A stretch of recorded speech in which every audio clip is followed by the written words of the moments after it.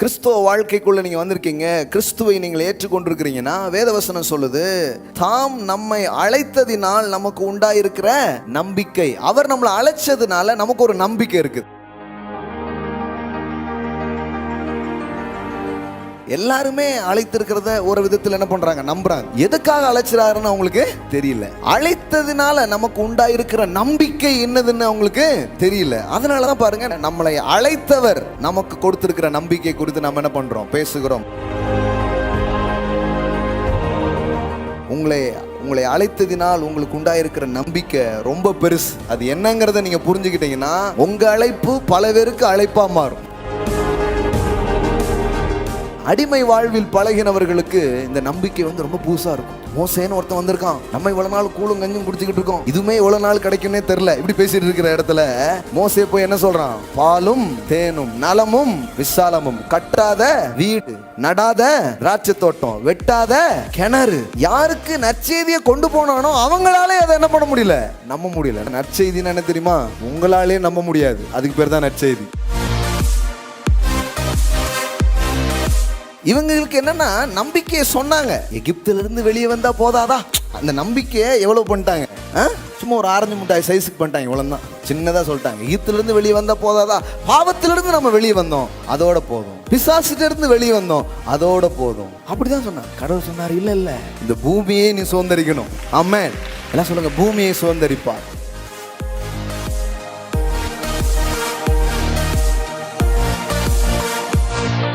ஒரு dead world, மரித்திருக்கிற இந்த உலகத்துக்கு நடுவுல கடவுள் உங்களுக்குள் தமது ஆவியை அனுப்புகிறார். பரிசுத்த ஆவியை அவர் அனுப்புகிறார். அவருடைய வார்த்தைகள் என்ன பண்றாரு, அனுப்புகிறார். இது ரெண்டும் போய் உங்களுக்குள்ள என்ன பண்ணுது, செத்ததெல்லாம் அது உயிரோட எழுப்புது. செத்ததெல்லாம் உயிரோட எழுப்புதுன்னா என்ன அர்த்தம், நம்பிக்கையற்ற உங்க வாழ்க்கையில நம்பிக்கை உண்டாகுது, கனவு இல்லாத உங்க வாழ்க்கையில கனவு உண்டாகுது, பலவீனத்திலே இருக்கிற உங்க வாழ்க்கையில புது பலன் உண்டாகிறது.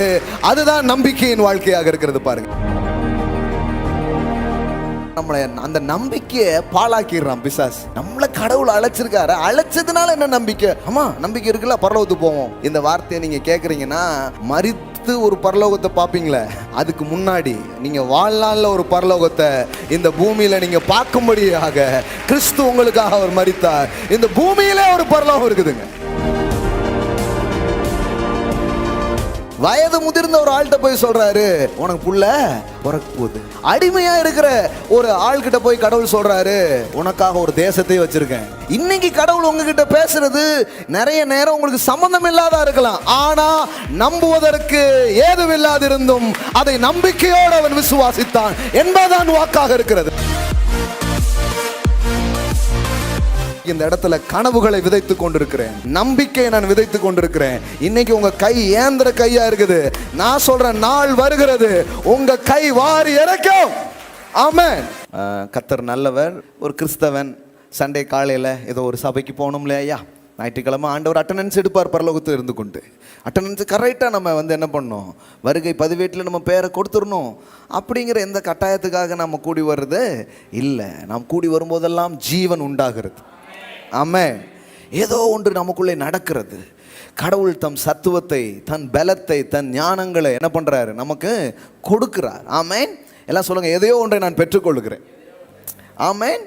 வேதவசனம் சொல்லுது, சகோதரர்கள் ஒருமித்து வாசம் பண்ணுவது எத்தனை இன்பமும் ஏற்றதுமா இருக்கிறது. அங்கு நான் ஜீவனையும் சமாதானத்தையும் அபிஷேகத்தையும் நான் கட்டளையிடுவேன் அப்படிங்கிறார். ஆமென்.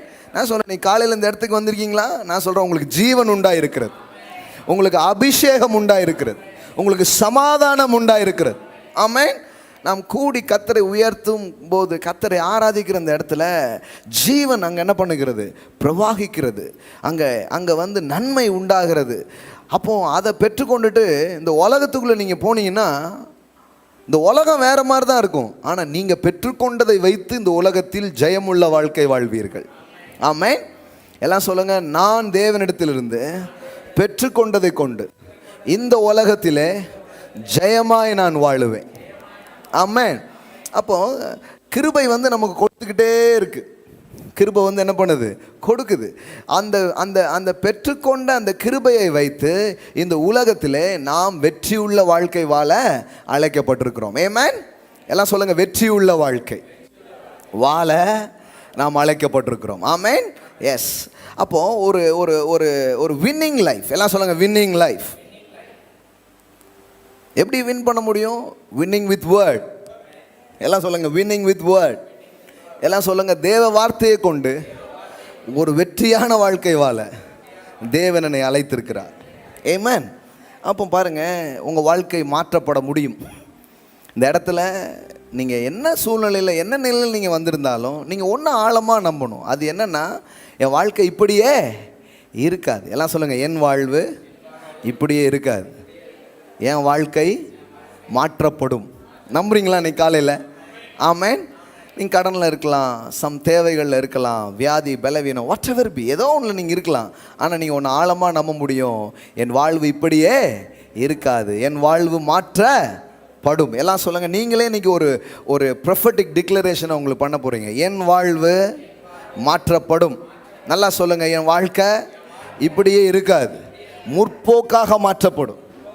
எல்லாம் சொல்லுங்கள், இயேசுவை விசுவாசிக்கிற எனது வாழ்க்கை ஒவ்வொரு நாளும் மாற்றம் பெறும், ஜீவன் பெறும், விடுதலை பெறும், சுகம் பெறும், வெற்றி உண்டாகும், நன்மை உண்டாகும்.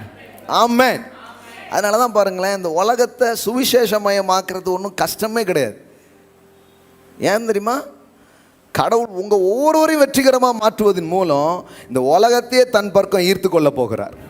ஆமென். தாவீது மன்னன் சொல்கிறான் பாருங்க, கோலியாத்தினுடைய தலையை நான் எடுப்பதின் மூலம் அல்லது கோலியாத்தை நான் வெற்றி கொள்வதின் மூலம் இஸ்ரவேலில் ஒரு மெய்யான தேவன் ஒருவர் உண்டு என்று இந்த பூலோகத்தார் யாவரும் அறிந்து கொள்வார்கள். ஆமென். எல்லாம் சொல்லுங்க, எனது வெற்றிகள் என் தேவன் யார் என்பதை இந்த உலகுக்கு அறிவிக்க போகிறது. ஆமென். இன்னைக்கு காலையில் சொல்கிறேன், இதை பார்த்துட்டு இருக்கிறவங்களுக்கு சொல்கிறேன், இந்த இடத்துக்கு வந்திருக்குன்னு சொல்கிறேன், கடவுள் உங்கள் மூலமாக அவர் யாருங்கிறத காட்ட போகிறார். ஆமென். ஆழமாக நம்புறீங்களா இதை? எல்லாம் சொல்லுங்கள், என் மூலமாக அவர் யார் என்பது இந்த உலகுக்கு தெரிய போகுது. ஆமென். அதுக்கு தான் உங்களை கூப்பிட்டுருக்கிறார். நீங்கள் அதனால் நீங்கள் அழைக்கப்பட்டதினுடைய நம்பிக்கையை இந்த காலையில் நீங்கள் புரிந்து கொள்ள வேண்டும். சும்மா கடவுளை ஏதோ உங்களை கூப்பிடல, உங்களுக்கு ஒரு பெரிய நம்பிக்கை இருக்கிறது. பாருங்கள், வேதவசனம் முழுவதும் அதை குறித்து நமக்கு பேசுகிறது. எபேசியர் நிருபம் 2ஆம் அதிகாரம் பாருங்கள். இது ஒரு முதல் சர்வீஸாக இருக்கிறதுனால அப்படியே உங்களை ரெஃப்ரெஷ் பண்ணி அனுப்ப நான் விரும்புகிறேன். எடுங்க பார்க்கலாம். எபேசியர் நிருபம் 1ஆவது அதிகாரம் 18வது வசனம் பாருங்கள். தாம் நம்மை அழைத்ததினாலே நமக்கு உண்டாயிருக்கிற நம்பிக்கை. எல்லாம் சொல்லுங்கள், நம்மை அழைத்ததினால் நமக்கு உண்டாயிருக்கிற நம்பிக்கை. முதல்ல உங்களுக்கு புரிஞ்சுக்கோங்க, உங்களை கடவுளை அழைச்சிருக்கிறார். இந்த இடத்துக்கு நீங்கள் வந்திருக்கீங்களா? நீங்களாக வரல, நானும் உங்களை கூட்டிகிட்டு வரல. ஆமென். என்னையும் ஒருத்தர் கூட்டு தான் வந்திருக்கிறார், உங்களையும் ஒருத்தர் கூட்டு தான் வந்திருக்கிறார்.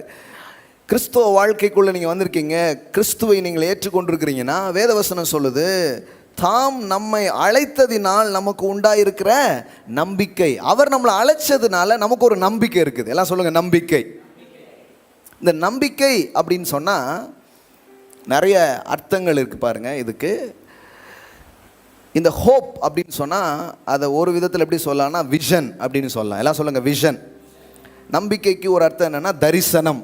அதாவது எப்படி இருக்க போகிறேன் அப்படிங்கிறது தான் தரிசனம். நம்பிக்கை என்பது என்ன?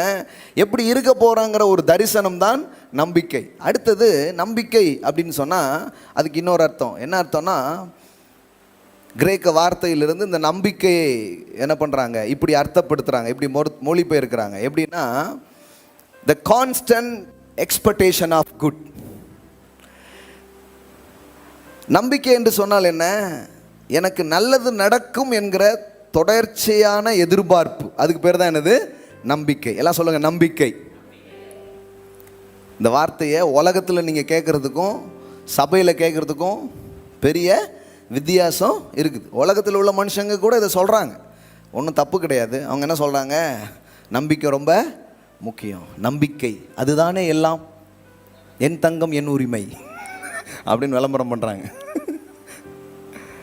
மனுஷனுக்கு தேவை நம்பிக்கை அப்படிலாம் என்ன பண்ணுறாங்க சொல்கிறாங்க, ஆனால் உடஞ்சி போய் உட்காந்துருக்குறாங்க.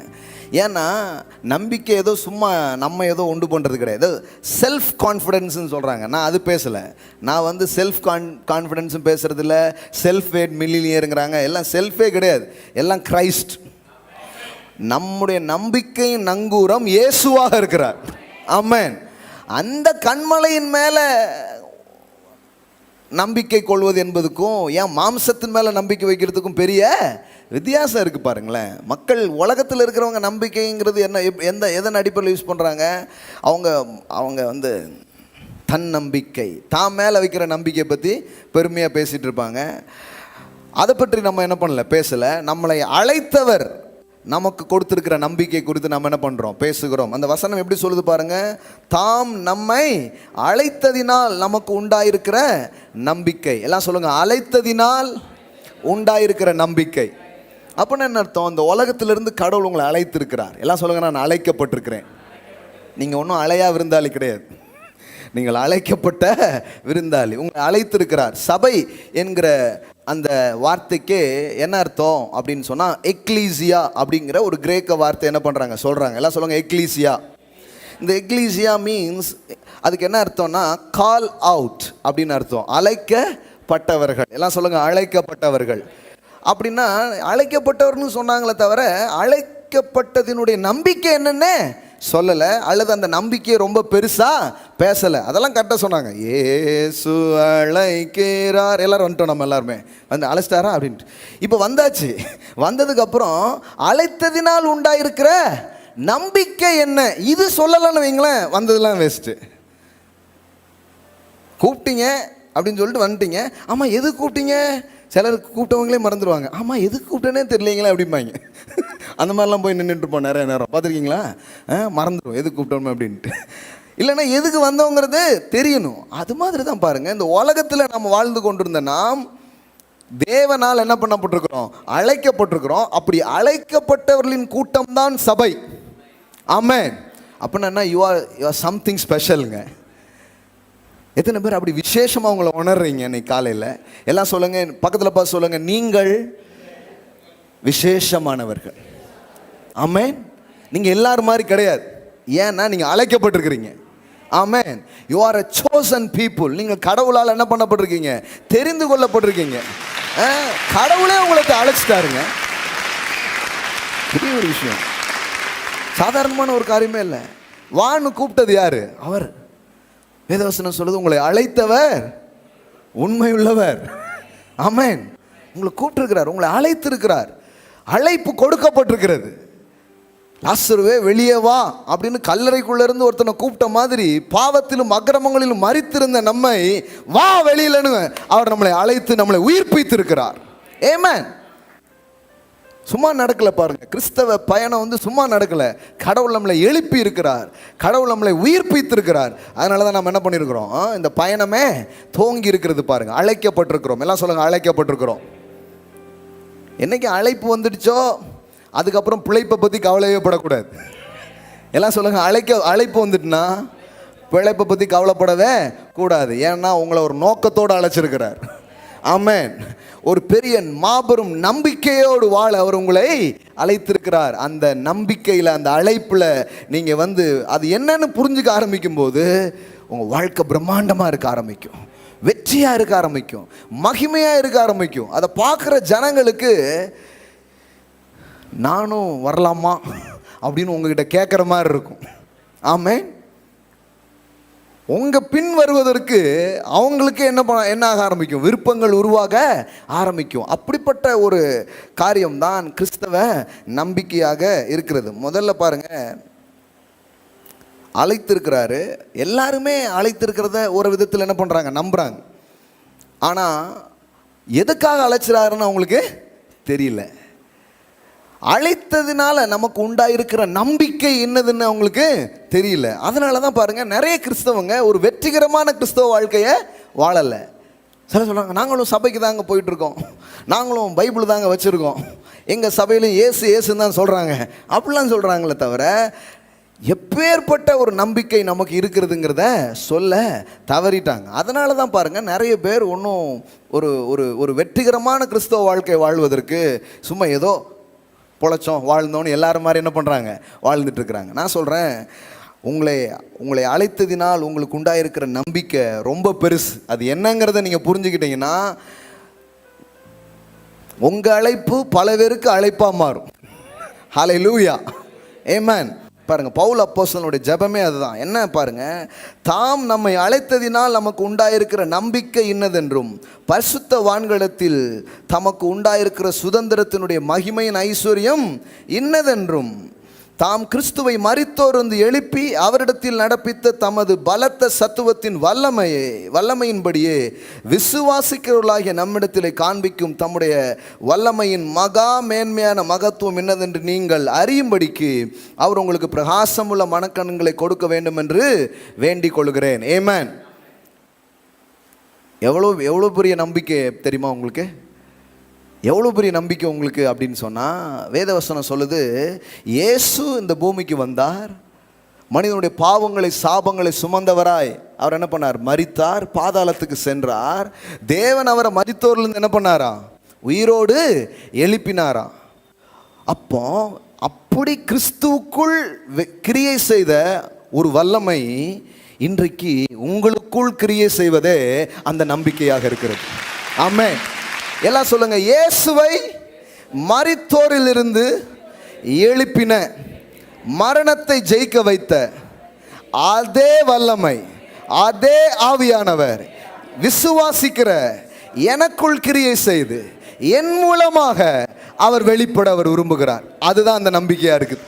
ஆமென், ஹல்லேலூயா. அப்போ நீங்கள் என்ன பார்க்கணுன்னா, இந்த டெட் வேர்ல்டை பார்க்காதீங்க, செத்த இந்த உலகத்தை பார்க்காதீங்க, உங்களுக்குள் இருக்கிற உயிர்ப்பிக்கிற ஆவியை நீங்கள் பார்க்க ஆரம்பிங்க. ஆமென். அதனால தான் ரோமர் 8 நம்ம படிக்கிறோம். ரோமர்கள் நிருபம் 8ஆம் அதிகாரம் பாருங்கள். ரோமர்கள் நிருபம் 8வது அதிகாரம் 11வது வசனம் பாருங்கள். அன்றியும் இயேசுவை மரித்தோரிலிருந்து எழுப்பினவருடைய ஆவி உங்களில் வாசமாக இருந்தால், கிறிஸ்துவை மரித்தோரிலிருந்து எழுப்பினவர் உங்களில் வாசமாக இருக்கிற தம்முடைய ஆவியினாலே சாவுக்கு ஏதுவான உங்கள் சரீரங்களையும் உயிர்ப்பிப்பார். எல்லாம் சொல்லுங்க, உயிர்ப்பிப்பார். போன வாரம் கூட அதான் பேசணும், உலர்ந்த எலும்புகளை உயிரடைய செய்கிற ஒரு தேவன். ஆமென். அப்போ பாருங்க, ஒரு டெட் வேர்ல்டு, மரித்திருக்கிற இந்த உலகத்துக்கு நடுவில் கடவுள் உங்களுக்குள் தமது ஆவியை அனுப்புகிறார். பரிசுத்த ஆவியை அவர் அனுப்புகிறார். அவருடைய வார்த்தைகள் என்ன பண்றாரு, அனுப்புகிறார். இது ரெண்டும் போய் உங்களுக்குள்ள என்ன பண்ணுது, செத்ததெல்லாம் அது உயிரோட எழுப்புது. ஆமென். செத்ததெல்லாம் உயிரோட எழுப்புதுன்னா என்ன அர்த்தம்? நம்பிக்கையற்ற உங்க வாழ்க்கையில நம்பிக்கை உண்டாகுது, கனவு இல்லாத உங்க வாழ்க்கையில கனவு உண்டாகுது, பயந்துட்டு இருக்கிற உங்க வாழ்க்கையில தைரியம் உங்களுக்கு உண்டாகுது, தோல்வியிலே இருக்கிறவங்க வாழ்க்கையில வெற்றி உங்களுக்கு உண்டாகுது, பலவீனத்திலே இருக்கிறவங்க வாழ்க்கையில புது பலன் உண்டாகிறது. அதுதான் நம்பிக்கையின் வாழ்க்கையாக இருக்கிறது. பாருங்க. ஆமென், ஹல்லேலூயா. அப்போ நீங்க காம்ப்ரமைஸ்ட் லைஃப் வாழக்கூடாது, சும்மா ஒத்து போற ஒரு வாழ்க்கை வாழவே கூடாது. எல்லாம் சொல்லுங்க, நான் அழைக்கப்பட்டிருக்கிறேன். வா, நான் உன்னை காப்பாற்றுவேன், நான் உன்னை வாழ வைப்பேன், நான் உன் பேரை பெருமைப்படுத்துவேன், நான் உனக்கு சந்ததியை கொடுப்பேன்னு கடவுள் ஆபிரகாமை அழைத்தார். அது மாதிரி தான் நம்மளையும் இந்த உலகத்திலேருந்து என்ன பண்ணியிருக்கிறாரு, அழைத்திருக்கிறார். இருளின் அதிகாரத்தினின்று நம்மை விடுதலையாக்கி, ஆமென், ஒளியின் இடத்திற்கு கொண்டு வந்திருக்கிறார். அந்தகார இருளிலிருந்து ஆச்சரியமான ஒளிக்கு நம்மை வரவழைத்தார் என்று வேதவசனம் சொல்லுகிறது. ஆமென். எல்லாம் சொல்லுங்க, நான் ஒளியிண்டை வந்திருக்கிறேன். ஆமென். எஸ். அதனால இருள் உங்க வாழ்க்கையில கிரியை செய்ய முடியாது. இந்த நம்பிக்கையை நீங்க உங்களுக்கு மீண்டும் ஞாபகப்படுத்திக்கோங்க. கடவுள் என்னை அழைத்திருக்கிறார், எனக்கு அழைத்ததினால் ஒரு நம்பிக்கை உண்டாயிருக்கிறது. என்ன நம்பிக்கை? மரித்த உலகத்திலே உனக்கு உயிர்ப்பு உண்டு, உனக்கு ஜீவன் உண்டு. ஹல்லேலூயா. சொல்லுங்க பார்க்கலாம், எனக்கு ஜீவன் உண்டு. ஹல்லேலூயா. இது வெளியில் பார்த்தீங்கன்னா மரண வாசனை அடிச்சுக்கிட்டு இருக்குது. எங்கே பார்த்தாலும் சாவின் சத்தங்கள் தொனித்து கொண்டிருக்கிறதுக்கு நடுவில் கடவுள் வந்து தம் ஆவியை உங்கள் மேலே ஊதுகிறார், தம் வார்த்தையை உங்கள் மேலே ஊதுகிறார். அது உங்களுக்குள்ள என்ன பண்ணுது? சாவுக்கேதுவான உங்கள் சரீரங்களை அது உயிர்ப்பிக்கிறது. எல்லாம் சொல்லுங்க, உயிர்ப்பிக்கிறது. ஆமென். நீ காலையில் இந்த இடத்துக்கு வந்திருக்கீங்கன்னா கடவுள் என்ன பண்ணிட்டு இருக்காருன்னு நினைக்கிறீங்க? காட்ஸ் இம்பார்ட் ஹிஸ் லைஃப், அவருடைய ஜோயே லைஃபை உங்கள் மேலே இம்பார்ட் பண்ணி கொண்டிருக்கிறார். அவருடைய ஜீவனை உங்கள் மேல் ஊதி கொண்டிருக்கிறார். ஆமென். நீங்கள் வித்தியாசமானவங்க. இது உங்களுக்கு விளங்கணும். நீ காலையில் கர்த்தருடைய சரீரத்தை நீங்கள் புசித்தீங்க, கொஞ்ச நேரத்துக்கு முன்னாடி அவருடைய இரத்தத்தை பானம் பண்ணீங்க. இயேசு சொல்கிறார் யோவானில், என்னுடைய சரீரத்தை புசித்து என்னுடைய இரத்தத்தை ஒரு மனுஷன் பானம் பண்ணலைன்னா அவனுக்குள்ளே என்ன கிடையாது? ஜீவனே கிடையாது அப்படின்னு சொல்கிறாரு. அப்போ அவருடைய சரீரத்தை புசித்து அவருடைய இரத்தத்தை பானம் பண்ண உங்களுக்குள்ள என்ன வந்திருக்குது? எல்லாம் சொல்லுங்க, ஜீவன். சொல்லுங்க, ஜீவன். யோவான் சுவிசேஷம் பாருங்க, 10ஆம் அதிகாரம். யோவான் சுவிசேஷம் 10ஆம் அதிகாரம் 11வது வசனம் பாருங்க. நானே நல்ல மெய்ப்பன், நல்ல மெய்ப்பன் தன் ஆடுகளுக்காக தன் ஜீவனை கொடுக்கிறான். இப்போ நீங்கள் என்ன பெற்றிருக்கீங்க? உங்களுக்குள்ள என்ன உண்டாயிருக்குது அப்படின்னு சொன்னால் அவருடைய ஜீவனை உங்களுக்குள்ளாக நீங்கள் பெற்றிருக்கிறீர்கள். ஆமென். அப்போ உலகத்துக்கும் உங்களுக்கும் பெரிய வித்தியாசம் இருக்குங்க. என்ன வித்தியாசம்? நீங்கள் ஜீவனை உடையவர்கள். எல்லாம் சொல்லுங்க, நான் ஜீவனை உடையவன். மறுபடியும் எபேசியருக்கு வாங்க,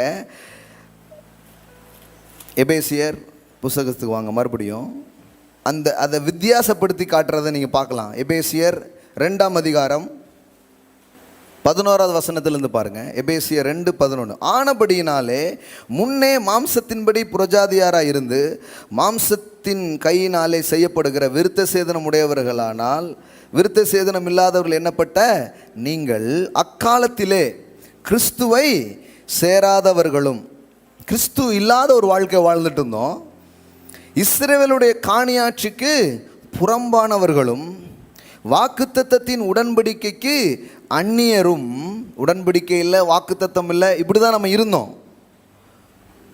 நம்பிக்கை இல்லாதவர்களும் இவ்வுலகத்தில் தேவனற்றவர்களுமாய் இருந்தீர்கள் என்று நினைத்து கொள்ளுங்கள். இது என்ன சொல்றாரு? கிறிஸ்துவுக்கு முந்திய வாழ்க்கை. கிபி என்ன எப்படி இருந்தது? கிபி எப்படி இருந்தது? நம்ம எல்லாருக்கும் அங்கே வாக்குத்தத்தம் இல்லை, உடன்படிக்கை இல்லை, நம்பிக்கையே இல்லை, ஏன் தேவனே இல்லை, அப்படி ஒரு வாழ்க்கை. இப்போ என்ன? இது அப்படியே இப்போ இது வந்து கிபியில் போட்டு படிக்கணும். எப்படி படிக்கணும்? இப்போ எனக்கு வாக்குத்தத்தம் இருக்குது, இப்போ எனக்கு நம்பிக்கை இருக்குது, இப்போ எனக்கு உடன்படிக்கை இருக்குது, இப்போ வந்து என் வாழ்க்கையில் தேவனே இருக்கிறார். ஆமென். சும்மா கிடையாது பாருங்க. அப்போ இப்போ நான் வேற மாதிரி பார்க்கணும் வாழ்க்கையை. முன்னே தூரமாக இருந்த நீங்கள் இப்பொழுது கிறிஸ்து இயேசுவுக்குள் கிறிஸ்துவின் இரத்தத்தினாலே சமீப மானீர்கள். எல்லாம் சொல்லுங்க, நானும் தேவனும் இப்படி ஆயிட்டோம். நல்லா பண்ணி காட்டுங்க பார்க்கலாம். இப்படி ஆயிட்டோம். ஆமென். முன்னாடி எப்படியே இருந்தது, இப்போ என்ன ஆகிட்டு போயிட்டோம்? நண்பேண்டாங்கிறாங்க பாருங்க, அந்த மாதிரி ஆயிட்டீங்க. நீங்கள் அவரோட என்ன பண்ணிட்டீங்க? இணைஞ்சிட்டீங்க. அவருக்கு உங்களுக்கு ஒரு இணைப்பு உண்டாயிடுச்சு. முன்னே தூரமாக இருந்தீர்கள், இப்போ யாராயிட்டீங்க? சமீபமாயிட்டீங்க. சமீபமாயிட்டீங்க, ஒன்றாயிட்டீங்க. அப்போது கிறிஸ்தவ வாழ்க்கையை வெற்றிகரமாக வாழணும்னா உங்களுக்கு என்ன தெரியணும்னா, நம்ம அழைத்ததினால் நமக்கு உண்டாயிருக்கிற நம்பிக்கை என்னங்கிறது தெரியணும். இந்த நம்பிக்கையை தான் ஒவ்வொரு நாளும் நீங்கள் கேட்கணும். பிரசங்கம்னா என்னத்தையும் கேட்கக்கூடாது. என்னை அழைச்சார, அப்போ எனக்கு என்ன மாதிரி ஒரு நம்பிக்கை உண்டு. இதை கேட்க கேட்க தான் நீங்கள் இந்த உலகத்தில் இருந்து வித்தியாசமான ஒரு வாழ்க்கையை வாழ ஆரம்பிப்பீங்க. இந்த உலகத்தின் பேரிலே, பிசாசின் பேரிலே, நோயின் பேரிலே, தரித்திரத்தின் பேரிலே, இருளின் பேரிலே வெற்றியுள்ள வாழ்க்கை நீங்கள் வாழ ஆரம்பிப்பீர்கள். அதான் ரொம்ப முக்கியம் பாருங்கள். அதனால தான் வாரம் வாரம் என்ன பண்ணுறோம்? நம்பிக்கையை பேசிக்கிட்டே வர்றோம். ஆமென். we speak hope. எல்லாம் சொல்லுங்க, ஹோப். ஏன்னா உலகம் எப்படி இருக்குது? ஹோப்லெஸ், நம்பிக்கையே இல்லாமல் உட்கார்ந்துருக்கு. அப்படியே நம்மனால எதை நம்புகிறாங்க? தங்கள் சுயத்தை அவர்கள் நம்புகிறார்கள். ஆனால் நீங்கள் நானும் அவரை நம்பி வாழ அழைக்கப்பட்டிருக்கிறோம். ஆமென். எல்லாம் சொல்லுங்க, கர்த்தரை நான் நம்புகிறேன். பாருங்க வேதம் அந்த வசனம் கர்த்தருடைய அந்த வார்த்தை எப்படி வருது பாருங்க. கர்த்தரை நம்புகிறவனோ அப்ப நம்புற உங்களுக்கு எப்படிப்பட்ட ஒண்ண வச்சிருக்கிறாரு? செழிப்பு. எல்லாம் சொல்லுங்க செழிப்பு. உங்க முன்னாடி எப்பவுமே இதை வைக்கணும். இந்த ஹோப் மட்டும் போயிடுச்சுன்னு வைங்களேன், நீங்க வேற மாதிரி பார்ப்பீங்க. உங்க முன்னாடி ஒரு தரிசனம் இருந்துகிட்டே இருக்கணும். என்ன தரிசனம்? இந்த உலகத்திலிருந்து நான் வேறுபட்டு வாழுகிற ஒரு வாழ்க்கைக்காக கடவுள் என்ன அழைச்சிருக்கிறார். எனக்கு வெற்றி உண்டு. எத்தனை பேர் சொல்றீங்க வெற்றி உண்டு? எல்லாம் சொல்லுங்க. சுகம் என்னுடையது, செழிப்பு என்னுடையது, ஆரோக்கியம் என்னுடையது, சமாதானம் என்னுடையது. ஆமென். இந்த உலகம் எதுக்காகலாம் ஏங்கி தவிக்குதோ அதெல்லாம் கடவுள் உங்க மேல மழை மாதிரி கொட்டுறார். ஆமென். உலகம் அதுக்காக ஏங்குது, அதுக்காக போராடுது. ஆனால் நீங்கள் நானும் அப்படி போராடுறதுக்காக அழைக்கப்படல. ஏன்னா உங்களுக்கு எனக்கு ஒரு நம்பிக்கை இருக்குது. என்ன நம்பிக்கை? கர்த்தரை தன்னம்பிக்கையாய் கொண்டிருக்கிற மனுஷன் அவன் உஷ்ணம் வருகிறதை காண மாட்டான். மலை தாழ்ச்சியான வருஷத்திலும் தப்பாமல் கனி கொடுக்கிற இலை உதிராத மரத்தை போல் அவன் இருப்பான். ஆமென். என்ன நம்பிக்கை உங்களுக்கு? என்ன நம்பிக்கை? பாருங்க எரேமியா 17, எரேமியா தீர்க்கதரிசன புத்தகம் 17 பாருங்க. 17:7. கர்த்தர் மேல் நம்பிக்கை வைத்து கர்த்தரை தன் நம்பிக்கையை கொண்டிருக்கிற மனுஷன் பாக்கியவான். எல்லாம் சொல்லுங்க நான் பாக்கியவான். நம்புறீங்களா? பாக்கியவான் என்ன? ஆசீர்வதிக்கப்பட்டவன். எல்லாம் சொல்லுங்க நான் ஆசீர்வதிக்கப்பட்டவன். ஆமென். எவ்வளோ அழகா வருது பாருங்க. Blessed is the man who believe and trust in and realize on the Lord, and who hope and confidence expectation is the Lord. அதாவது கர்த்தரிடத்திலிருந்து ஒரு தன்னம்பிக்கையோடு நம்பிக்கையோடு எதிர்பார்க்கிற ஒரு மனுஷன் அவன் எப்படி இருக்கிறான்? அவன் சாதாரணமான ஆள் கிடையாது. அவன் ஆசீர்வதிக்கப்பட்டவன். எல்லாம் சொல்லுங்க ஆசீர்வதிக்கப்பட்டவன். 100 வார்த்தைலாம் உங்களுக்கு தேவையில்லைங்க. இந்த ஒரு வார்த்தை போதும். காலையிலே ஒவ்வொரு நாளும் உங்கள் வாழ்க்கையை துவங்கும் போது நான் ஆசீர்வதிக்கப்பட்டிருக்கிறேன். சொல்லுங்கள் நான் ஆசீர்வதிக்கப்பட்டிருக்கேன். ஏன்னா ஊரில் பல பேர் சொல்லிட்டாங்க உங்களை பற்றி என்னெல்லாமோ.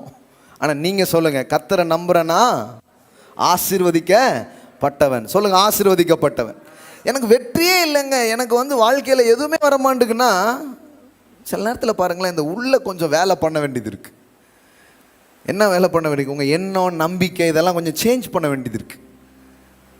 எப்படி சேஞ்ச் பண்ணுறது? கடவுளுடைய வார்த்தையை கொண்டு சேஞ்ச் பண்ணணும் பாருங்களேன். பண்ணால் தான் வாழ்க்கையில் வெற்றி வரும். இல்லைன்னா ஆண்டவர் எல்லாத்தையும் நமக்காக பண்ணி வச்சுருக்கிறாரு. ஆனால் இது உள்ள கொஞ்சம் வேலை நடக்காதனால மக்கள் போய் அதை என்ன பண்ண மாட்டேங்க அனுபவிக்கவே முடிய மாட்டேங்குது. காணான கடவுள் ரெடி பண்ணி வச்சிட்டாரு. ஆனால் இவன் உள்ளே போக மாட்டேங்கான். ஏன்னா இவன் புத்தி எதில் தான் இருக்குது? எகிப்திலே இருக்குது. நம்ம பின்னாடி போயிடுவோமா? அதுக்கு ஒரு லீடரை நம்ம ரெடி பண்ணுவோமான்னு யோசிச்சிட்டே இருக்கிறான். ஆனால் கடவுள் எதை வச்சிருக்கிறாரு? பாலும் தேனும் ஓடுகிற நலமும் விசாலமான வாழ்க்கையை அவர் வச்சுட்டார். அப்போ எதிர்க்கிறதுக்கு நிறைய ராஜாக்கள் ஆட்கள்லாம் வருவாங்களே, அதெல்லாம் நான் பார்த்துக்கிறேன்ட்டார். ஆனால் இவனுக்கு அதை நம்ப முடிய மாட்டுக்கு, அதனோட கனெக்ட் ஆக முடிய மாட்டுக்கு. ஏன்னா ஒரு அடிமை சிந்தனை. 400 வருஷமாக அடிமையாக இருந்து அப்படியே பழகி அந்த அடிமையிட்ட போய் திடீர்னு பால் தேனுன்னா இவனுக்கு கடுங்காப்பி தான் ஞாபகம் வருது. பால் தேன்லாம் ஞாபகமே வரமாட்டுக்கு. கூழும் கஞ்சுன்னா இவனுக்கு பழகி இருக்கு. இவன்கிட்ட போய் நலமும் விசாலமும் சும்மா நெருக்கி அடிச்சுட்டே தூங்கியிருக்கான். ஆனால் இவன்கிட்ட போய் கட்டாத வீடு, வீடா? அவனுக்கு அதெல்லாம் கற்பனையிலே வரல. வீடுங்கிற இமேஜினேஷனே வரல. பாருங்களேன், இப்போ நம்மளை ஏன் பிடிச்சி இவ்வளோ திட்டுறாங்கன்னு தெரியுமா? ஏன்னா திடீர்னு வீடுங்கிறோம். அவங்களுக்கு ஆட்டெலாம் ஒரு மாதிரி ஆகுது. ஏன்னா அப்படியே வீடு கிடைச்சாலும் அங்கே கிடைக்கணும் ரொம்ப நாள் சொல்லியிருக்காங்க. ஆனால் நம்ம இங்கே என்ன சொல்லிட்டு இருக்கிறோம்? நீங்கள் வீடு கட்டுறது மட்டும் இல்லை, கொஞ்சம் பேருக்கு வீடே கட்டி கொடுக்குற அளவுக்கு கடவுள் உங்கள் வாழ்க்கையை ஆசீர்வதிப்பா, கடவுள் உங்கள் வாழ்க்கையை உயர்த்துவா. இப்படி சொன்னோன்னே நம்மளை ஒரு மாதிரி பார்க்காங்க. ஏன்? அடிமை புத்தி, அது அரசால பழகாத புத்தி. எனக்கு புரியுது. என்ன ஏன் இவங்க போட்டு கல்லெறிகிறாங்கிறது எனக்கு புரியுது. ஏன்னா அடிமை புத்தியில் இருக்கும்போது நீங்கள் அரச வார்த்தையை சொன்னால் அவங்களுக்கு அது விளங்காது. வீடா, அது எப்பெல்லாம் முடியுமா, கட்டிடுவோமா, அதெல்லாம் நடக்குமா அப்படின்ட்டு. நான் தான் சொல்கிறேன் பாருங்களேன், முதல்ல நம்மளை அந்த நம்பிக்கையை பாழாக்கிடுறான் பிசாஸ். நம்மளை கடவுளை அழைச்சிருக்காரு, அழைச்சதுனால என்ன நம்பிக்கை, ஆமாம் நம்பிக்கை இருக்குல்ல பரலோகத்துக்கு போவோம், அந்த ஒரு நம்பிக்கையை தான் வச்சுருக்காங்களே தவிர இந்த பூமியில் ஒரு வெற்றிகரமான வாழ்க்கையை வாழ்வோம் என்கிற நம்பிக்கையை அநேக கிறிஸ்தவர்கள் மனதில் விதைக்கப்படாமலே போயிடுச்சு. நான் சொல்கிறேன், இந்த ஆலயத்துக்கு நீங்கள் வர்றீங்க, இந்த வார்த்தையை நீங்கள் கேட்குறீங்கன்னா, மரித்து ஒரு பரலோகத்தை பார்ப்பீங்களே, அதுக்கு முன்னாடி நீங்கள் வாழ்நாளில் ஒரு பரலோகத்தை இந்த பூமியில் நீங்கள் பார்க்கும்படியாக கிறிஸ்து உங்களுக்காக அவர் மரித்தார். இந்த பூமியிலே ஒரு பரலோகம் இருக்குதுங்க. ஆமென். அந்த மாதிரி ஒரு வாழ்க்கையை அவர் தரார். அதான் நம்பிக்கை, அதான் நம்பிக்கை. அது சிலருக்கு விளங்காது இந்த நம்பிக்கையின் செய்தி. இந்த கனவை பற்றி பேசினா அவங்களுக்கு புரியவே புரியாது. அவங்க அது எப்படி இது எப்படி, கடவுள் சொன்னார் உன் பிள்ளைலாம் முழுக்குன்னு இருக்குல்ல அப்படின்னா என்ன அர்த்தம், ஒன்றுமே போடாமல் இருக்கு. இன்று இரவு நீங்கள் வெளியே வரும்போது அவன் வச்சிருக்கிறதெல்லாம் நீங்கள் உங்கள் கையில் வரும், நீ உன் பிள்ளைகளுக்கு அதையெல்லாம் தரிப்பிப்பாய் அப்படின்னாரு. ஆமென், ஆமென். இதுக்கப்புறம் உன் பிள்ளைங்க முழுக்குன்னே இருக்காது, உன் பிள்ளைங்கெல்லாம் நிறைய போட்டு இருப்பாங்க. இப்போ இப்படி சொன்னோடனே நம்ம இப்போ இப்படி வரும் நிறைய பேருக்கு, பிரதர் அது ஆவிக்குரியமா. நான் தான் சொல்லியிருக்கேன், இட்லியை அவிச்சு வெறும் ஆவியை மட்டும் இவனுக்கு காட்டணும், இட்லியை கொடுக்கவே கூடாது. ஆவியை மட்டும் வாங்கிட்டு போ, உனக்கு இட்லி கிடையாது போ. எல்லாமே ஆவிக்குரியதுன்னு ஆக்கிட்டாங்க பாருங்களேன். அப்போ இட்லியில் ஆவியை மட்டும் எடுத்துகிட்டு போயிருங்க, இட்லியை மேலே கை வச்சிங்க நடக்கிறதே வேறு. ஆவி தானே உங்களுக்கு வேணும், இப்போ திறந்த உடனே வரும், அப்படியே சுவாசிச்சுட்டு போயிடணும். ஆவியை மட்டும் வாங்கிட்டு போயிருங்க, இட்லி சாப்பிடக்கூடாது. அதில் மட்டும் ஏன் இட்லி சாப்பிடுறீங்க, மாம்சத்துக்குரியவர்களே. கொஞ்சம் ஏதாவது கொஞ்சம் யோசிக்குமா பாருங்க. அப்படி கிடையாதுங்க, கடவுள் உங்களை அலங்கரிக்க விரும்புகிறார். ஆமென், அலங்காரமாக்க விரும்புகிறார். அவருடைய மகிமையே நீங்கள் தாங்க, அவருடைய புகழ்ச்சி, அவருடைய கீர்த்தி, அவருடைய மேன்மை எல்லாமே நீங்கள் தான். நீங்கள் தரையிலன்னு கிடந்தீங்கன்னா கடவுளுக்கு அதில் ஒரு பேருமே கிடையாது. அவன் பார்ப்பான், அவர் கூப்பிட்டார ஒரு ஆள், அவனா இவன் ஏதோ அழைச்சாருனாங்க, அழைச்சி ஏன் இவன் அம்போன்னு இப்படி கிடக்கான். அவன் பார்ப்பான், நம்மலாம் ரொம்ப கவனமாக இருந்துக்கணுன்றான். நீங்கள் கம்பீரமாக வாழ்கிறத பார்த்து தான் நான் கூட அந்த அழைப்புக்கு செவி சாய்க்கணுங்கிற எண்ணம் இந்த உலகத்துக்கு வர ஆரம்பிக்கும். ஆமாம், நான் ரொம்ப தெளிவாக இருக்கிறேங்க இந்த போதனையில், எனக்கு குழப்பமே கிடையாது. அதனால தான் அதை திரும்ப என்ன பண்ணிகிட்டு இருக்கிறேன், பேசிக்கிட்டே இருக்கிறேன். அடிமை வாழ்வில் பழகினவர்களுக்கு இந்த நம்பிக்கை ரொம்ப புதுசாக இருக்கும். என்ன பேசியிருப்பாங்கன்னு தெரியுமா, மோசேன்னு ஒருத்தன் வந்திருக்கான், நம்ம இவ்வளோ நாள் கூழும் கஞ்சும் குடிச்சிக்கிட்டு இருக்கோம், இதுவுமே இவ்வளோ நாள் கிடைக்கும்னே தெரில, இப்படி பேசிகிட்டு இருக்கிற இடத்துல மோசே போய் என்ன சொல்கிறான், பாலும் தேனும் நலமும் விசாலமும், கட்டாத வீடு, நடாத திராட்சை தோட்டம், வெட்டாத கிணறு, மட்டும் பேசும்போது கன்ஃபார்மாக ப்ராஸ்பரிட்டி ப்ரீச்சர் தான், செழிப்பு உபதேசக்காரர் ஒருவர் வந்து விட்டார் அப்படின்னு வளவாழ்வு செய்தியாளர்னு மோசேக்கு பயங்கரமாக அங்கே எதிர்ப்பு பிரச்சனை எல்லாமே. அதாவது பார்வோன் எதிர்த்ததை விட யாருக்கு நற்செய்தியை கொண்டு போனானோ அவங்களாலே அதை என்ன பண்ண முடியல, நம்ப முடியல. நான் தான் எப்போவுமே சொல்லுவேன், நற்செய்தின்னு என்ன தெரியுமா, உங்களாலே நம்ப முடியாது, அதுக்கு பேர் தான் நற்செய்தி. ஆமென். The eugelio, the Greek word is too good to be true news. உங்களாலேயே நம்ப முடியாத ஒன்றுதான் இயேசு உங்களுக்காக வைத்திருக்கிற வாழ்க்கையாக இருக்கிறது. நான் சொல்கிறேன், இன்னைக்கு இந்த இடத்துல கனவுகளை விதைத்து கொண்டிருக்கிறேன், நம்பிக்கையை நான் விதைத்து கொண்டிருக்கிறேன். இன்னைக்கு உங்கள் கை ஏந்திர கையாக இருக்குது. நான் சொல்கிறேன், நாள் வருகிறது உங்கள் கை வாரி இறக்கும். ஆமென். இன்னைக்கு வேலையை தேடிட்டு இருக்கலாம் நீங்க, நான் சொல்றேன், நாள் வருகிறது நீங்களே சில பேருக்கு வேலை வாய்ப்பை வழங்குகிறவர்களாய் நீங்கள் வருவீர்கள். ஆமென். வாடகை கட்ட முடியலையே, ஸ்கூல் ஃபீஸ் கட்ட முடியலையே, இப்படி தான் நீங்கள் யோசிச்சிருப்பீங்க. நான் சொல்கிறேன், நாள் வருது அன்னைக்கு நீங்கள் எத்தனையோ பேருக்கு செய்கிற லெவலில் கடவுள் உங்களை வைப்பார். அதுதான் உங்களை கொடுத்த கடவுளுடைய சித்தமாக இருக்கிறது. ஆமாம்.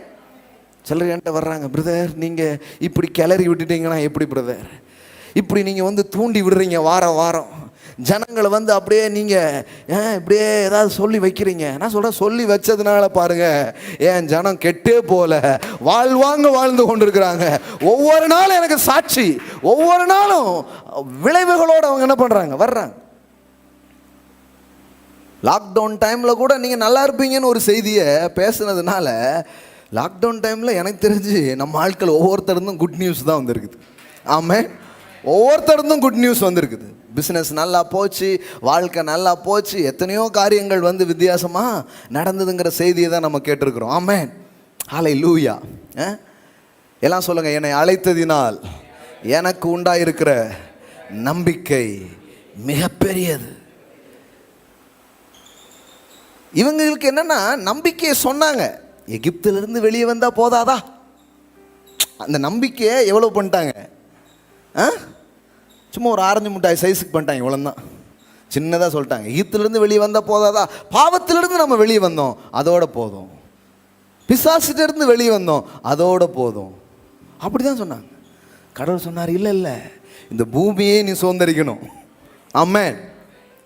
எல்லாம் சொல்லுங்கள், பூமியை சுதந்தரிப்பாய். நான் சொல்கிறேன், ஒரு சின்ன லேண்டு கூட இன்றைக்கி உங்கள் பேரில் இல்லாமல் இருக்கலாம்.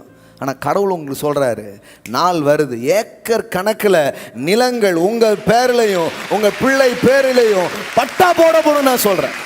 ஆமென். ஆண்டவர், இங்கே ஒரு 10 பேர் இதை என் கூட சேர்ந்து ஆமதிச்சாங்க, அவங்களுக்கு சீக்கிரமாக அது நடப்பதாக. கொஞ்சம் பேர் ஏக்கத்தோடு பார்க்கிறார்கள், அவர்களுக்கும் நடப்பதாக. நம்மளால் நம்ப முடிய மாட்டேங்குது, தெரியுமா? அது எப்படிங்க? அதுதாங்க சுவிசேஷம். அதுதான் சுவிசேஷம். தரித்திரன் செழிப்பான், பலவீனன் எவனும் தன்னை பலவான் என்று சொல்வானாக. சாவுக்காக நானே சாக போறேன் அப்படின்னு இழுத்துக்கிட்டு இருந்த ஒரு நபர், கடவுள் அந்த நபரை தொட்டு தான், அந்த நபரை சுகப்படுத்தி தான் எத்தனையோ பேரை சுகப்படுத்தினார். ஆமென். கென்னத் ஹேகின் 16 வயதிலே மரித்து போயிருக்கணும். ஆனால் 80 வயது வரை எத்தனையோ பேரை சுகமாக்கும் மனிதராய் தேவனால் வல்லமையாய் பயன்படுத்தப்பட்டார். ஆமென். காச நோயினாலே தன்னுடைய இளம் வயதிலே மரித்து போயிருக்க வேண்டிய போதகர் பால்யாங்கி சோவை தேவன் சுகமாக்கி 10 லட்சத்திற்கும் மேற்பட்ட ஜனங்களை உயிர்ப்பிக்கும் ஒரு சபையை கட்டுகிற ஒரு போதகராக அவரை மாற்றினார். ஆமென். போய் பாருங்க, எல்லா கதைகளும் ஆரம்பிக்கும் பொழுது நல்ல கதைகளா இல்லை. கடவுள் பேசும்போது நிறைய நேரம் நாம் வாழுகிற வாழ்க்கைக்கும் அவர் சொல்லுகிற வார்த்தைக்கும் சம்பந்தமே இருக்காது. சம்பந்தமே இருக்காது. உங்களுக்கு அப்படியே காட்டுறேன் பாருங்க, எக்ஸாக்டாக காட்டுறேன் பாருங்க. ரோமர்கள் நிருபம் 4ஆம் அதிகாரம் பாருங்க. ரோமர்கள் நிருபம் 4ஆம் அதிகாரம். Glory to be the living God. ரோமர்கள் நிருபம் 4ஆம் அதிகாரம் 17 இருந்து பாருங்க. அநேக ஜாதிகளுக்கு உன்னை தகப்பனாக ஏற்படுத்தின என்று எழுதியிருக்கிறபடி அவன் தான் விசுவாசித்தவருமாய் மரித்தோரை உயிர்ப்பித்து இல்லாதவைகளை இருக்கிறவைகளைப் போல் அழைக்கிறவருமாய் இருக்கிற தேவனுக்கு முன்பாக நம் எல்லோருக்கும் தகப்பனானா. நமக்கு ஒரு மாடல் இருக்குது, நமக்கு ஒரு ஃபாதர் இருக்கிறார், நமக்கு முன்னோடியான ஒருவர் இருக்கிறார். அவர் எப்படிப்பட்டவர் பாருங்க. உன் சந்ததி இவ்வளவா இருக்கும் என்று சொல்லப்பட்டபடியே தாம் அநேக ஜாதிகளுக்கு தகப்பனாவதை, எல்லாரும் படிங்க பார்க்கலாம். அநேக ஜாதிகளுக்கு தகப்பனாவதை சவுண்டா நம்புகிறதற்கு ஏதுவில்லாதிருந்தும் அதை நம்பிக்கையோடு விசுவாசித்தான். எல்லாம் சொல்லுங்க, நம்புறதற்கு ஏதுவே இல்லை. ஆமென். என்ன பாருங்க, இன் ஹோப் அகைன்ஸ்ட் ஹோப். நம்புறதற்கு ஏதுவில்லாதிருந்தும் அப்படின்னா என்ன அர்த்தம்? சரீரம் செத்து இருக்கிற ஒரு ஆள்கிட்ட போய் கடவுள் சொல்றாரு, உனக்கு புள்ள பிறக்க போகுது. வயது முதிர்ந்த ஒரு ஆள்கிட்ட போய் சொல்றாரு, உனக்கு புள்ள பிறக்க போகுது. அடிமையா இருக்கிற ஒரு ஆள்கிட்ட போய் கடவுள் சொல்றாரு, உனக்காக ஒரு தேசத்தை வச்சிருக்கேன். புரியுதுங்களா உங்களுக்கு? இன்னைக்கு கடவுள் உங்ககிட்ட பேசுறது நிறைய நேரம் உங்களுக்கு சம்பந்தம் இல்லாத இருக்கலாம். ஆனா நம்புவதற்கு ஏதுவில்லாதிருந்தும் அதை நம்பிக்கையோடு அவன் விசுவாசித்தான் என்பதான் வாக்காக இருக்கிறது இன்னைக்கு காலையில். ஆமென். என்னங்க நினைச்சிட்டு இருக்கீங்க கிறிஸ்தவ வாழ்க்கையை? நீங்க என்ன வேணும் உங்களுக்கு? என்ன செய்யணும்னு நினைக்கிறீங்க? அனைத்துமே சாத்தியம். அனைத்துமே சாத்தியம். இங்க முடியாது எதுவுமே கிடையாது. All thing possible. All thing possible. இன்னைக்கு ஒருத்தருடைய பிரசங்கத்தை கேட்டுட்டு இருக்கீங்க. இதே திருநெல்வேலியில் 9th ஸ்டாண்டர்டை கம்ப்ளீட் பண்ணாமல் போன ஒரு ஆள் தான் இப்போ உங்கள் முன்னாடி நின்று பிரசங்கம் பண்ணிட்டு இருக்கிறார். ஆமென். ஆமென். உங்களுக்கு மட்டும் இல்லை, உலகம் ஃபுல்லாக பிரசங்கம் பண்ணிட்டு இருக்கிறோம். ஆமென். எத்தனையோ லட்சங்கள் மக்கள் கான்ஃபரன்ஸ்க்கு கட்டி வர்றதுக்கு ரெடியாக இருக்கிறாங்க. நான் சொல்கிறேன், இது சும்மா இல்லை, இது உங்களுக்கு இது என்னன்னு புரிஞ்சால் தூக்கமே வராதுங்க. அதே தூக்கம் வராதுல 2 விதம் இருக்குது. இந்த பிரச்சனை கவலை இப்படி நினச்சி தூக்கம் வராது. இன்னொன்று தெரியுமா, எக்ஸைட்மெண்ட். உங்களுக்கு அந்த எக்ஸைட்மெண்ட் இருக்கா? அப்படி இல்லைன்னா அது கிறிஸ்தவ வாழ்க்கையே கிடையாது. ஓ என்ன ஆண்டவரே, உள்ள ஒரு எக்ஸைட்மெண்ட் ஓடிக்கிட்டே இருக்கும். அந்த எக்ஸைட்மெண்ட்டே இல்லைன்னா நீங்கள் கிறிஸ்தவ ஜேர்னிலே இல்லை, நீங்கள் வேற எதையோ பார்த்துட்டு இருக்கீங்க. ஏன் எக்ஸைட்மெண்ட் இல்லை தெரியுமா? உங்களுக்கு முன்னாடி எந்த எக்ஸ்பெக்டேஷனும் இல்லை, உங்களுக்கு முன்னாடி எந்த எதிர்பார்ப்பும் இல்லை, உங்களுக்கு முன்னாடி எந்த கனவும் இல்லை. உங்களுக்கு முன்னாடி மட்டும் கனவு இருந்ததுன்னா, ஓ ஆண்டவரே அதை நான் பார்க்க போறேன், என் பிள்ளைகள் பார்க்க போகிறார்கள், என் சந்ததி பார்க்க போகிறது, என் சபை அதை பார்க்க போகிறதுங்கிற எக்ஸைட்மெண்ட் உள்ள ஓடிக்கிட்டே இருக்கும். ஆமென். பக்கத்தில் பார்த்து கேளுங்க, உங்களுக்கு தமிழ் என்ன சொல்ல எக்ஸைட்மெண்ட்டுக்கு? எக்ஸ்பெக்டேஷன் தான் உள்ள ஒரு எக்ஸைட்மெண்ட் ஆகிட்டே இருக்குது. அது என்ன சொல்கிறது, ஒரு மாதிரி ஒரு குட் ஃபீலிங்ஸ், உற்சாகம் நிறைய சொல்லலாம் பாருங்கள். என்ன சொல்கிறது, ஆனால் உங்களுக்கு புரியுதா என்ன சொல்கிறேன்ட்டு? எக்ஸைட்மெண்ட்டுங்கிறத நீங்கள் ஏதோ சூழ்நிலையில் எல்லாருமே என்ன பண்ணியிருப்பீங்க, அனுபவிச்சிருப்பீங்க இல்லையா? ஏதாவது ஒரு நல்ல இது, புது ட்ரெஸ் போடும்போதோ இல்லை ஏதாவது ஒரு விஷயம், ஒரு இது இருக்கும். நாளைக்கு சுற்றுலா போகிறோம், நாளைக்கு இந்த மாதிரி ஒன்று இதாக போகுது அப்படின்னு ஒரு பெரிய எக்ஸைட்மெண்ட்டு. நான் சொல்கிறேன், கிறிஸ்தவ வாழ்க்கை அதுதான். ஒவ்வொரு நாளும் என்னை அழைத்ததினால் எனக்கு உண்டாயிருக்கிற நம்பிக்கை, அதை என் முன்னாடி பார்க்குறேன். நான் என் பிள்ளைங்க எப்படி இருக்க போகிறாங்க, என் வியாபாரம் எப்படி இருக்க போகுது, என்னுடைய சபை எப்படி இருக்க போகுது, என் தேசம் எப்படி இருக்க போகுது, நான் எப்படிப்பட்ட ஒரு வாழ்க்கை வாழ போகிறேன், இதை பார்க்குறது. ஆனால் நம்ம மனசு இதுக்கு பழகாததுனால நம்பினா தானே எக்ஸைட்மெண்ட்டு. நம்பிக்கை வரலன்னா என்ன வராது, எக்ஸைட்மெண்ட்டே வராது, டிப்ரெஷன் தான் வரும். டிப்ரெஷன் தெரியுமா?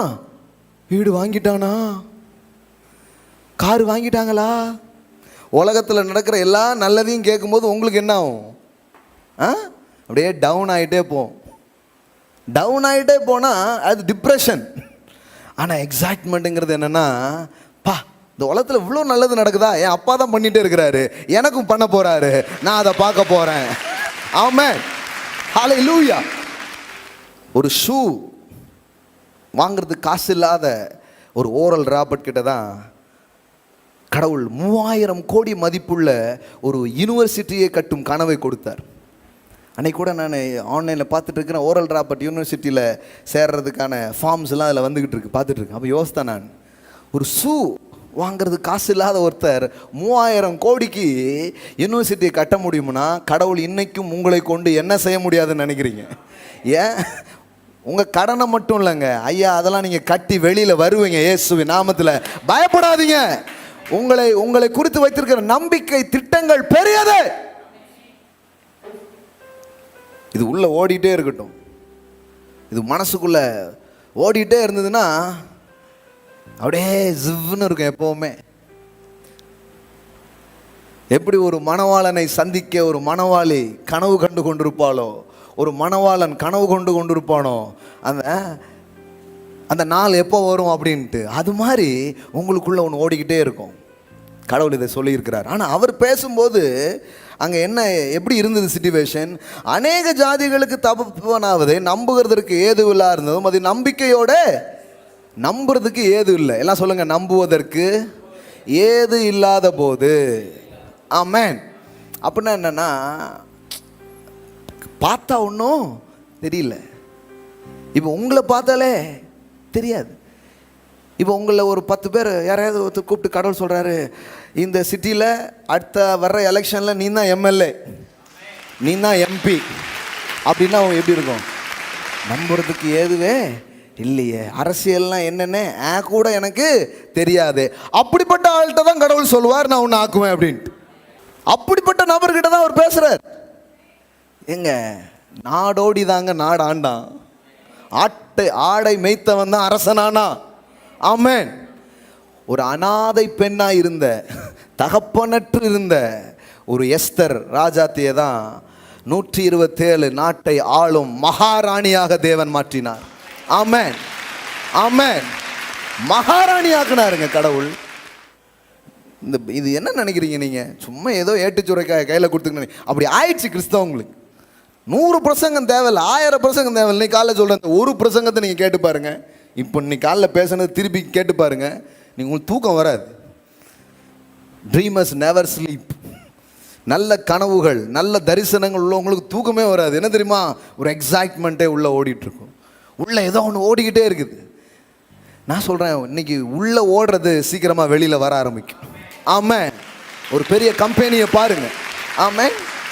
ஒரு அம்மா தன் கணவனை இழந்து போன ஒரு விதவை அம்மா, அவங்க சின்னதாக ஒரு தொழில் ஆரம்பித்து அந்த தொழில் ஆசீர்வதிக்கப்பட்டு நிறைய பெண்கள் அதில் வேலை செஞ்சு அதை ஆசீர்வதிக்கப்பட்டு பிள்ளைகளுக்கெல்லாம் நல்ல எதிர்காலம் கொடுத்து இன்றைக்கி பார்த்தா பாப்புலரான ஒரு பிராண்டே அவங்க உருவாக்கிட்டாங்க.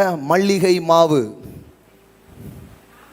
ஹலோ, தன் ஒரு கணவனை இழந்த ஒரு அம்மாவுடைய கதைங்க அது. சாதாரணமாக ஆரம்பிக்கிறாங்க, எவ்வளோ பெரிய நபராக வராங்க பாருங்கள். அதனால தான் இது இல்லையே பாஸ்டர், துட்டி இல்லையே பாஸ்டர், கஷ்டமாக இருக்குது பாஸ்டர், முடியல, இப்படியே போகக்கூடாது. அப்படி வர்றவங்கெல்லாம் வரவேற்கிறோம், ஆற்றுகிறோம், தேற்றுகிறோம். உங்கள் கூட சேர்ந்து 2 சொட்டு கண்ணீர் வேணாலும் விட்டுருதோம். ஏன்னா அழலன்னு வச்சுக்கோங்களேன், கல்லெஞ்சி யாரா கஷ்டம் இருக்குது தெரியுமா அப்படின்றாங்க நம்ம ஆளுகள் பாருங்களேன். ஆனால் ஏசுநாதரும் பாருங்கள், மரியாள் கூட உட்காந்து அழுதார். ஆனால் கல்லறைக்கு போவோமா அப்படின்ட்டார். ஹலோ, சும்மா உன் கூட உட்காந்து அழுதுட்டு போகிறதுக்காக வரல. உன் வாழ்க்கையில் எதெல்லாம் லாஸ் பண்ணியோ, எதெல்லாம் செத்ததோ அதையெல்லாம் வா என்று அழைத்து அதையெல்லாம் எழுப்புவதற்காக நான் உன் வாழ்க்கைக்குள்ளே வந்திருக்கிறேன். ஆமாம்.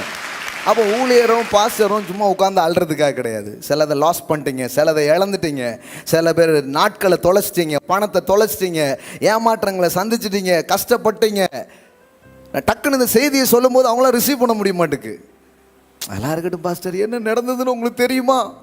இவங்களுக்கு இப்போ என்ன பிரச்சனைனா, முதல்ல அதை தெரிஞ்சு அதுக்கு கொஞ்சம் உட்காந்து என்ன பண்ணணும், உண்மையிலே அம்மா, உண்மையிலே அக்கா அப்படின்னு கொஞ்ச நேரம் அழுது வைங்களேன். அப்பாடி, இதுக்காக தான் நான் சபைக்கு வந்தேன். அடுத்த வாரம் ஏன் சோக கதையை கேளு தாய்க்கோளமே.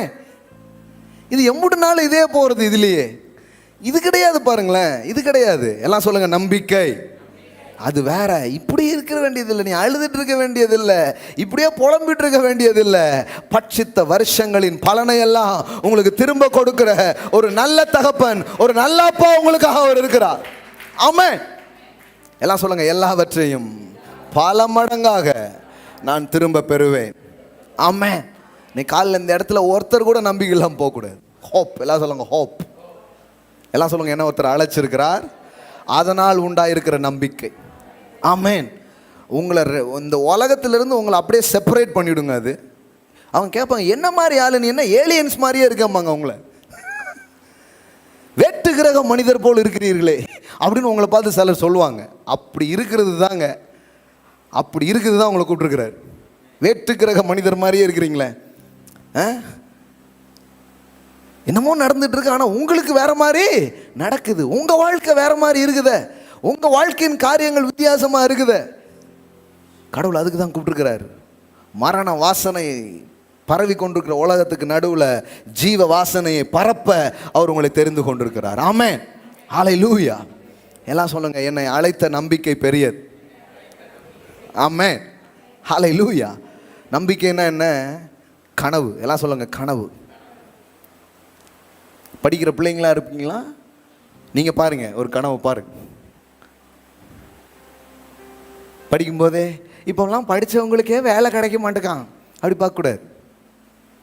அப்புறம் எப்படி படிப்பு வரும்?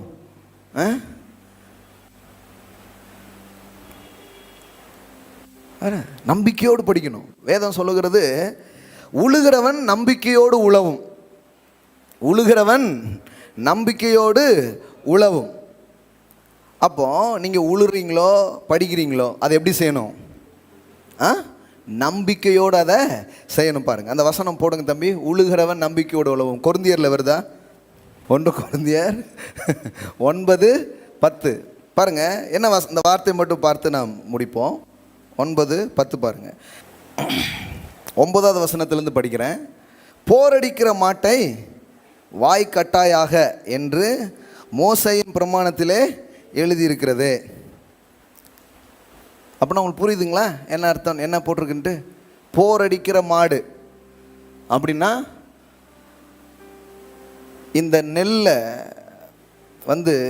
அந்த கதிரிலிருந்து பிரித்து எடுக்கிறதுக்காக அறுத்து கொண்டு வருகிற கதிரை என்ன பண்ணுவாங்க, அப்படியே போட்டு மாடு அது மேலே என்ன பண்ணும், அப்படியே சுற்றும். பார்த்துருக்கீங்களா? பார்த்ததே இல்லையா? பழைய ஃபோட்டோ தான் நம்ம காட்டணும்னு நினைக்கிறேன். அப்படியே சுற்றும். அப்படியே சுற்றி வரும்போது அந்த மாடு என்ன பண்ணும், அந்த கதிர் கொஞ்சம் சாப்பிடும். கொஞ்சம் பேர் சுயநலவாதிகள் கொஞ்சம் பேர் என்ன பண்ணியிருக்காங்கன்னா, அதுக்குன்னே ஒரு மெஷின் மாதிரி ஒரு கவசம் மாதிரி உருவாக்கி இப்படி சுற்றிக்கிட்டே வரும்போதே 2 மூட்டையை தின்னுட்டுனா புத்தி பாருங்கள் எந்த மாதிரி பேருக்கு பாருங்கள். அன்னைக்கு அதுக்கு வாயில் ஒரு இதை மாட்டி விட்டுருக்காங்கல்ல, அப்போமே பெரிய கண்டுபிடிப்பாளர்லாம் பிறந்திருக்காங்க. கடவுள் சொல்ல வேண்டியதாச்சு பாருங்கள். எப்போ போரடிக்கிற மாட்டை அது தின்னுட்டு போகுது, அது சாணி போட்டு அது வேலை செஞ்சு தானே இவ்வளோ உனக்கு விளைஞ்சிருக்கு அப்படின்னா இவனுக்கு பயம், இது தின்னுட்டு போயிட்டுனா அதுக்கு ஒரு போட்டு விட்டான் பாருங்க வாயில். இப்போ கடவுள் அங்கே சொல்கிறாரு, என்ன சொல்கிறாரு பாருங்க, கட்டாதிருப்பாயாக. இப்போ சொல்லும்போது பவுல் இதை எடுத்து எக்ஸ்பிளைன் பண்ணுறாரு. தேவன் மாடுகளுக்காக கவலையாக இருக்கிறாரா? மாட்டு மேலே அவருக்கு அக்கறை இல்லைன்னு அர்த்தம் இல்லை, அக்கறை இருக்குது. ஆனால் உன் மேலே அதை விட அக்கறை இருக்குது. ஆமென். எல்லாம் சொல்லுங்கள், மாட்டை விட உங்கள் மேலே ரொம்ப அக்கறை இருக்குது. இப்போ சொல்கிறாரு பாருங்க, நமக்காக தானே இதை சொல்லியிருக்கிறார். இங்கே ஏதாவது சொல்லியிருக்குன்னா பாருங்களேன், மாட்டுக்காக கடவுள் எவ்வளோ சொல்லியிருக்காருன்னு அப்படி படிச்சுட்டு போயிடக்கூடாது. அது மாட்டுக்காக சொல்லலை ப்ரோ, மாட்டுக்கார வேலன் உங்களுக்காக சொல்லியிருக்கிறார், நமக்காக இதை சொல்லியிருக்கிறாரு. கவனிங்க, உழுகிறவன் நம்பிக்கையோடு உழவும். எல்லாம் சொல்லுங்க, உழுகிறவன் நம்பிக்கையோடு உழவும். ஆமென். அப்படின்னா என்ன அர்த்தம்னா, மாடு தின்றுமே, வர்ற வழியில் அவன் எடுத்துகிட்டு போயிடுவானே, கஷ்டமாயிருமே நஷ்டமாயிருமே, இப்படியே வேலை செய்யாத. நீ படிக்கிறியோ வேலை செய்கிறியோ எது பண்ணுறியோ ஒரு ஹோப்லெஸ்ஸாக போய் பண்ணிட்டு இருக்காத, நம்பிக்கையோடு அதை போய் செய். நம்பிக்கையோடு அதில் செய்ய ஆரம்பி. அப்போ என்ன போட்டு பாருங்க, உழுகிறவன் நம்பிக்கையோடு உழவும், போரடிக்கிறவன் தான் நம்புகிறதில் பங்கடைவேன் என்கிற நம்பிக்கையோடு போரடிக்கவும் வேண்டியது. நான் படிக்கிறேன், கடவுள் என்னை கண்டிப்பாக உயர்த்துவார். நான் ஊழியம் செய்கிறேன், கடவுள் என் ஊழியத்தை வெற்றி பெற வைப்பார். நான் போய் என் தொழிலை நம்பிக்கையோடு செய்ய போகிறேன், கடவுள் பாருங்க அதில் என்ன போருக்கு பாருங்க, போரடிக்கிறவன் தான் நம்புகிறதில் பங்கடைவேன் என்கிற நம்பிக்கையோடு போரடிக்கவும் வேண்டியது. ஆகையால் அது நமக்காக எழுதி இருக்கிறது. ஆமென். எத்தனை பேர் புரியுது இன்னைக்கு காலையில்? ஆமென். ஹோப்லெஸ்ஸாக இருக்காதீங்க. உங்களை அழைத்ததனால் உங்களுக்கு உண்டாயிருக்கிற நம்பிக்கை பெரியதாக இருக்கிறது. எழுந்து நிற்போம். ஆமென். ஹல்லேலூயா.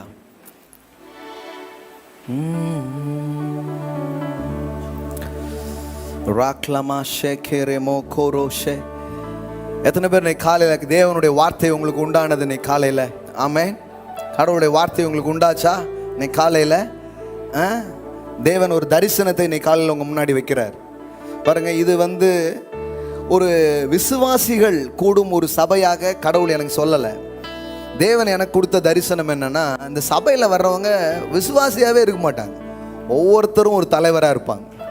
ஆமென். ஆக்சுவலி மை ஃப்ரெண்ட், இது ரொம்ப பெருமையாக சொல்கிற மாதிரி இருக்கலாம், ஆனால் இல்லை, உண்மையிலே ஆண்டவர் எனக்கு சொன்னது இது ஒரு தலைமைத்துவ சபை. Amen. Hallelujah. It's a leaders church. இங்கே இருக்கிற ஒவ்வொருத்தரும் கொஞ்சம் அட்லீஸ்ட் 10 பேருக்காவது லீடராக இருப்பீங்க. ஆமென்.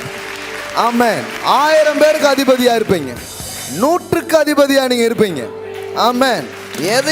ஏதோ ஒன்று உங்கள் கையில் இருக்கும். ஒரு தொழில், ஒரு நல்ல துறைகள், நல்ல நிலையில் ஒரு டாப்பஸ்ட் போஸ்ட்டுக்கு நீங்கள் வர ஆரம்பிப்பீங்க. ஆமென். நீ காலையில் தேவன் அதை உங்கள் மனதில் ஆழமாக போடுறார். நீ நம்பிக்கை இழக்காத, நம்பிக்கை நீ இழக்காத. ஆமென். உழுகிறவன் நம்பிக்கையோடு உழவும், தான் போரடிக்கிறதில் பங்கடைவேன். கடவுள் எனக்கு அந்த பங்கை கொடுப்பார். நான் உட்காந்து ஒரு டைமில் படிச்சுக்கிட்டே இருந்தேன் பாருங்க, படிச்சுக்கிட்டே இருந்தேன் ஊழியத்துக்காக. வேத வசனங்களையும் நிறைய நல்ல புத்தகங்களை படிக்கிறதும் கேசட்ஸ் கேட்குறதும் பண்ணிட்டே இருப்பேன். இப்போ நிறைய பேர் வந்து சொல்லியிருக்கிறாங்க, என்னப்பா இப்படியே இருக்கியே, உன் வாழ்க்கை ஒரு மாதிரி போயிடுமோ அப்படிலாம் கவலைப்பட்டாங்க. நான் சொல்கிறேன், இல்லை, நான் நம்பிக்கையோடு உழுதுட்டு இருக்கிறேன். ஒரு நாள் கண்டிப்பாக பங்கு அடைவேன். கடவுள் அந்த பங்கை எனக்கு தருவார். இன்னைக்கு நான் பார்க்குறேன், இப்போவுமே இவ்வளோ பார்க்குறான்னா இன்னும் எவ்வளோ இருக்கு பாருங்கள், யோசித்து பாருங்களேன். இன்னும் பெரிய பங்கு இருக்குதுங்க. பட்டணத்திலே பெரிய அறுவடைகளை, தேசத்திலே பெரிய அறுவடைகளை நாம் பார்க்க போகிறோம். ஹல்லேலூயா. இங்கே ஒன்றும் சாதாரணமாக இருக்காது. இங்கே போடப்படுகிற வித்துக்கள் சாதாரணமான வித்துக்கள் அல்ல. கடவுள் உங்கள் கூட இருந்து நீங்கள் வாழ்கிற வாழ்க்கை சாதாரணமான ஒரு வாழ்க்கை கிடையாது. ஒரு எக்ஸலன்ஸான ஒரு லைஃபுக்கு உங்களை கூப்பிடுறாரு. கவலைப்படாதீங்க. சில காரியம் கரெக்டாக போகாமல் இருக்கலாம், சோர்ந்து போகாதீங்க. சிலது கொஞ்சம் எதிர்மறையாக இருக்கலாம். ஆமாம், அப்படி தான் இருந்தது ஆபிரகாமுடைய வாழ்க்கையில். நம்புவதற்கு ஏது பார்த்தா கேட்க நல்லா இருக்கு பிரதர், ஆனால் கண்ணுக்கு ஒன்றுமே தெரிய மாட்டேங்க.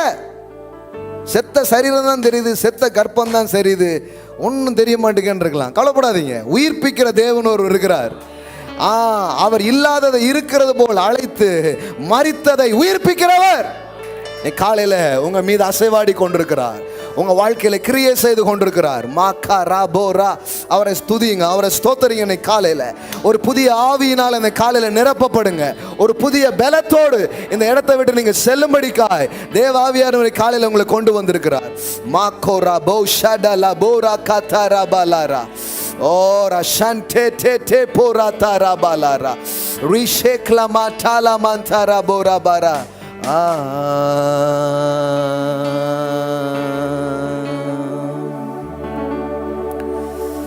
Thank you father. நீ காலையில் ஒரு புது கிருபையை, ஒரு புது பலனை நான் பேசுகிறேன் சுவாமி.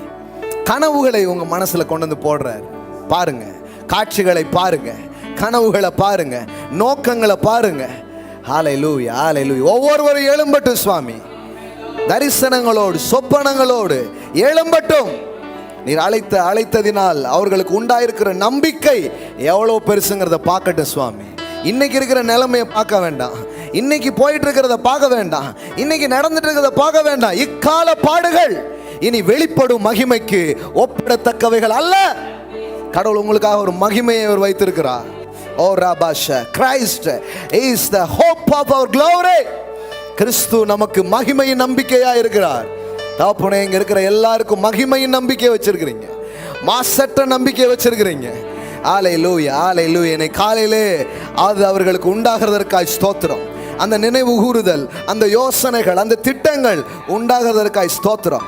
பவுல் அப்போஸ்தலனை போல எபேசு சபைக்கு அவர் செய்த ஜெபத்தை இன்னைக்கு காலையில் இங்கே இருக்கிற ராக் ஜீசஸ் ராயல் ஃபேமிலி மக்களுக்காக நான் ஜெபிக்கிறேன். ஆன்லைனில் பார்க்குற மக்களுக்காக ஜெபிக்கிறேன். மனக்கண்கள் திறக்கப்படுவதாக. இயேசு கிறிஸ்துவுக்குள்ளாய் இருக்கிற அந்த நம்பிக்கையின் வாழ்வை அவர்கள் காணட்டும், அந்த திடனின் வாழ்க்கை அவர்கள் காணட்டும் என்று சொல்லி நான் ஜெபிக்கிறேன். இது செய்வதற்காக நன்றி அப்பா, இது செய்வதற்காக நன்றி அப்பா, இது செய்வதற்காக நன்றி அப்பா. நீ தொடுவதற்காய் நன்றி, ஆசீர்வதிப்பதற்காய் நன்றி, பெருக செய்வதற்காய் நன்றி. Thank you father, thank you father. அவ்விதமாய் செய்கிறீர், உமக்கு நன்றி. இயேசுவின் நாமத்தினால் பிதாவே, ஆமென். Hallelujah. Amen. Thank you Lord Jesus. Thank you for your word. Amen. நீங்க ஆஃபரிங் செலுத்த விரும்புனீங்கன்னா, வார்த்தை உங்களை பிளஸ் பண்ணி ஆஃபரிங் செலுத்த விரும்புனீங்கன்னா பின்னாடி அங்கே ஒரு பாக்ஸ் இருக்குது, அங்கேயும் பெரிய பாக்ஸ் இருக்குது. நீங்கள் என்ன பண்ணலாம், ஆஃபரிங் நீங்கள் செலுத்தலாம்.